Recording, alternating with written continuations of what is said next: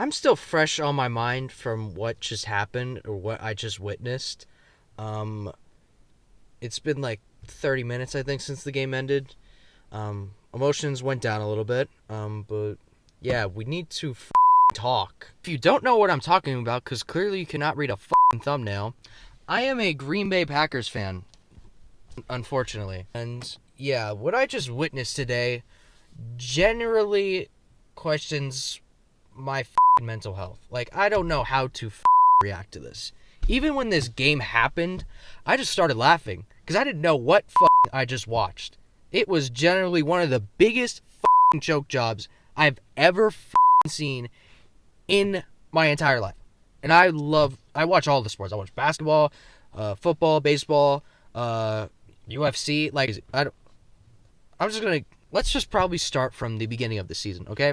We are still like a young, super up and coming team. Like 3 weeks before the season even starts, we got all of a sudden Michael Parsons, who is the best like defensive player in the entire league other than Myles Garrett.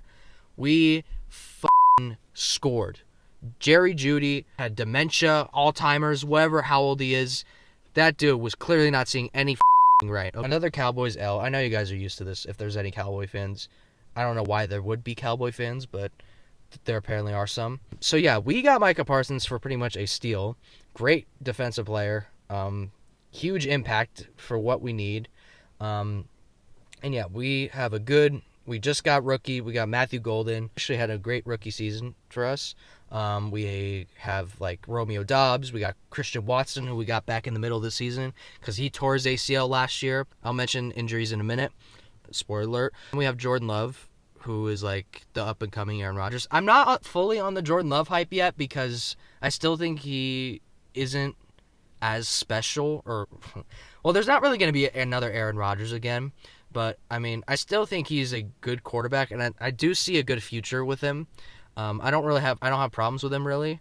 Josh Jacobs is a great running back. I mean, this season he slowed down a little bit compared to last year, but he was still decent. So anyways, going to the first game, we played the Lions, who finished with the best record in the entire league last year.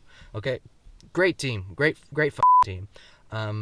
Yeah, we played them at home, and let's just say we absolutely this team in the ass. It was a blowout. This defense, oh my god, this defense with Micah Parsons, holy shit. Greatest moment of my Packers fandom so far in this career, because I actually saw hope. I actually saw a team that looked so dominant that we were going to be easily Super Bowl contenders, okay? In fact, we were probably the favorites at that moment in week 1, because that was a game against the Lions had the same team pretty much as last year. I think they had like one of their injured players, but anyways, we mauled that team, okay?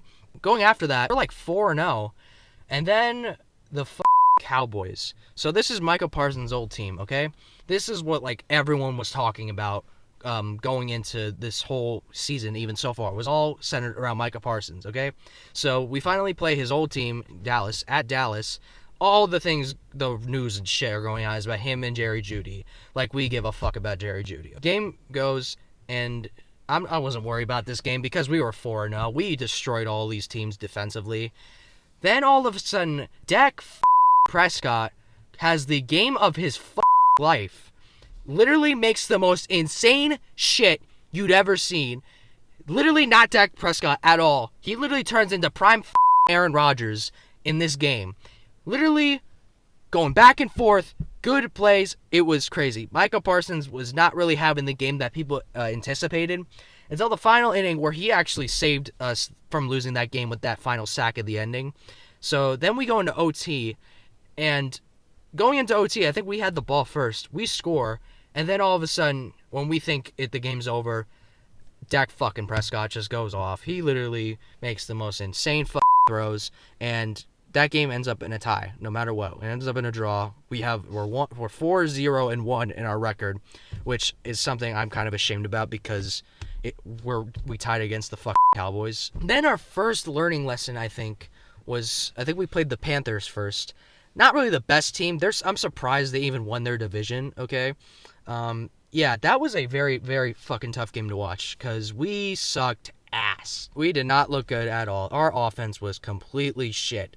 There's so much that the defense can do if you're not doing good on offense. And it was very obvious that we had a problem on offense. Even with our great tight end, our good receivers, a good QB, and a good running back, we just weren't scoring. And then all of a sudden, the Panthers just somehow fucking win. It was a pretty weird, bad loss. I know every team has their rough nights, but it was, from a team that looked so dominant going into the season, pretty bad. Then our second loss was to the Browns. Yeah. Joe Flacco. I'm so pissed off. I really hate this motherfucker, okay? This motherfucker is 42 years old. He was like a backup QB. I'm surprised he even has a Super Bowl. That is just random as hell. He has the game of his... He didn't even have a good game, really. He had a pretty okay shit game. And they still won. Literally the same thing that happened with the Panthers happened with the Browns. Two shitty teams. We lose to that one. And thank God we had a bye week or a break week. Because we needed to question ourselves, okay? We were not on the pedestal that we were put on in the beginning of the season. So then... I forget which week. It's not too long after that. Tucker Kraft, who's having an amazing tight end season, such a shocking, great season, tears his ACL. Tears his fucking ACL. Couldn't get any more unlucky than this. That is a huge blow to our offense, okay? Our offense takes a huge hit, and yeah, it showed pretty bad. Okay? I forget, a lot of other players got injured too. Not as big as Kraft, but still a good chunk of our players got pretty injured or were out for a while. So we were missing a lot of our guys, and then we just kind of went on a... We still looked decent because we still were winning our games by good, defensively. And then all of a sudden, Micah Parsons tears his ACL. Couldn't get any unlucky than this. The guy who... Literally, all the news coverage was about Micah Parsons and what he was able to do. Because Micah Parsons was having a great-ass defensive season. This dude put up stats, okay? Everything we anticipated. Except he tears his ACL midway in the season. That is where we fucking fell apart. Our defense was still good. Actually, no, it was terrible, actually. We sucked, okay? We started going on this weird-ass losing streak. Surviving against shit teams and then losing to them. Literally, we fell apart. Okay. Coming up to our rivalry with the Bears, obviously because our biggest rival is the Chicago Bears, which is not even a rivalry because from the last 50 years, we whipped their ass. They do not really win that much against us. It has been us. But still, it's still a rivalry. And the first game we played against them, we destroyed them. We had a pretty good win. I remember that. Then the second game, Jordan Love gets injured in the first quarter. But we had a 20-point lead going into half. Okay, we had a good-ass lead. Then I think it was Romeo Doubs, I'm pretty sure, on an onside kick. Because the Bears are a really good clutch team. I hate to say it. They're a pretty good team to come back. They are probably the most clutch team in the entire league right now. Yeah. They come back, and they win against us. Because of an onside kick rarely happens, or is rarely at least successful. The Bears kick an onside kick. He has the ball, and then he fumbles it. He slips, and it fumbles, and the Bears somehow pull the biggest comeback with one of the craziest throws I think I've ever seen in my entire life. And they win. And then, yeah, our team just fell to shit from there. Literally. I wasn't worried about us missing the playoffs. What I was worried about was who we were going to play. If it was going to be the Rams, then I'd be scared. It was either going to be them or it was going to be the Bears. We got the Bears. So I wasn't really worried going into this game because Jordan Love, when he plays the full minutes or when he plays full games, he's 4-0 against them. So I wasn't worried about that part. And yeah, that is where I was deeply wrong. So going into this game tonight, it was a lot of people saying that the Bears were going to win. But, I mean, at the end of the day, the only team that the Bears looked kind of bad, or the team that, put up a good chance was us. Like, we always had good, like, we were always able to keep it a game, or in fact, pull out or get out with the win. I wasn't worried about going into this game. Game starts, we are doing good, okay? We are good. We're on a run. We're getting touchdowns. By the end of the half, it was 20-3, or it was 21-3. So I'm like, okay, this is the half that we need to start out with, because we cannot let this team get a comeback. So it's 23 halftime, not worried. And then all of a sudden, we get the ball too at the end of the half, or the start of the third quarter. So we're in the best position possible against the Bears. And then clutch time hits. So Caleb Williams, the Bears QB, he was having a rough game. We got 2 interceptions off of him. We were killing him, okay? Then he all of a sudden comes back. Or no, what really started it was us somehow not being able to get any passes completed in the second half. Like, we just started sucking pretty bad. And as many unlimited tries as we got to not being able to score, the Bears got as many tries too. And at that point, they were starting to slowly score. They got a field goal. I think they got a touchdown. And then we got a touchdown. A great, Golden ran through like 5 different dudes, okay, going into this touchdown. And then Bears come back. They're leading with like 2 minutes to go. So this team was up 21-3 in the halftime, and then now with like 2 minutes left in the game, the Bears are up by 4 points. So we can't even kick a field goal. So we have to score a touchdown, or else our season is done. And we choked to our biggest rivals. Yeah, no miracles happen. If you're a Bears fan, then every miracle has happened to you. But as a Packers fan, 0 miracles happen, because, yeah, we lost. We lost bad. Against our rivals. I feel like every other Packers fan besides me is, like, on their couch sobbing and crying, or just questioning their life, which I don't blame them. But, yeah, what's next for our franchise? Well, first off, our kicker missed like a bunch of field goals. And this is the worst part. This has happened to us also in another playoff game against the Niners in 2022. The field goal kicker cost us like the game pretty much, because he missed like 3 field goal kicks. Our field goal kicker missed like 2 of them, and that adds up. That adds points up. And so by the end of it, he could have technically won us the game, but he didn't. Instead, we choked to, of course, our biggest rivals, the Bears. This leaves the question is, yeah, obviously this kicker, I think he should go. We should release him, trade him, banish him, send him to wherever, send him to Guantanamo Bay. I don't care. Get this kicker off my team.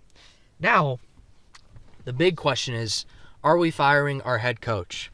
Now, Matt LaFleur, I like him, but he definitely has some very big questions revolving around playoff success, which he doesn't really have any, which could have cost Aaron Rodgers a couple of rings. I don't know if it was exactly his fault, but this is all coming down to this game too, is if we lose to the Bears, is Matt LaFleur getting fired? And as you could tell by what just happened when we suffered the biggest choke comeback from our opponents, there's no other option. Yeah, he's getting fired. And I would be honestly shocked if he doesn't get fired. He's probably getting fired. He's done. He's probably done. Now the question is, who are we getting as a coach? Who's going to be his replacement? Now, everyone wants Ravens John Harbaugh. That was kind of the speculation going around if Matt LaFleur were to be fired. But here's the thing. I'm not so obsessed with John Harbaugh. Like, obviously, he's the best coach on the market right now. But when you look at it, yes, he has a Super Bowl ring, but that was like in 2013 when you still had Ray Lewis. Like, you still had like a stacked, like good Baltimore Ravens team. And he's been with the Ravens for like 18 years. And yeah, 1 Super Bowl ring. And then he has the second best QB in the entire NFL, Lamar Jackson. And they haven't gotten past the second round. Sure, I'll give it to them because they have to play Mahomes and then they have to play Josh Allen. But it's still like, I don't know. I'm just so stuck and frustrated because I don't know what our future is. Like, we have such a good core that we could just not, we can't waste this prime.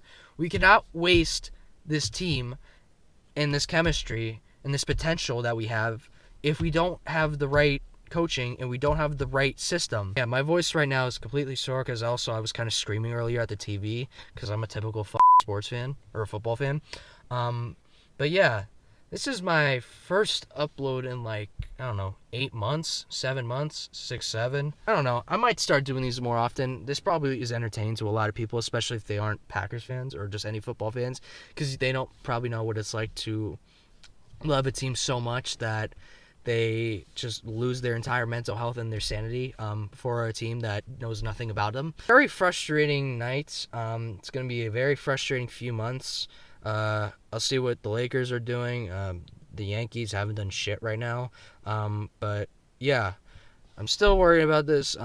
Hopefully we get some breaking news for the Packers that I could probably make a video on and question my thoughts about it. But yeah, it's really all I gotta say. All right, don't die. Don't kill yourself. I have to give advice. Go see a therapist if you're a sports fan. Please get some help. Please get some help to help you brighten up because it's rough. I'm sorry, it's rough. All right, fuck this.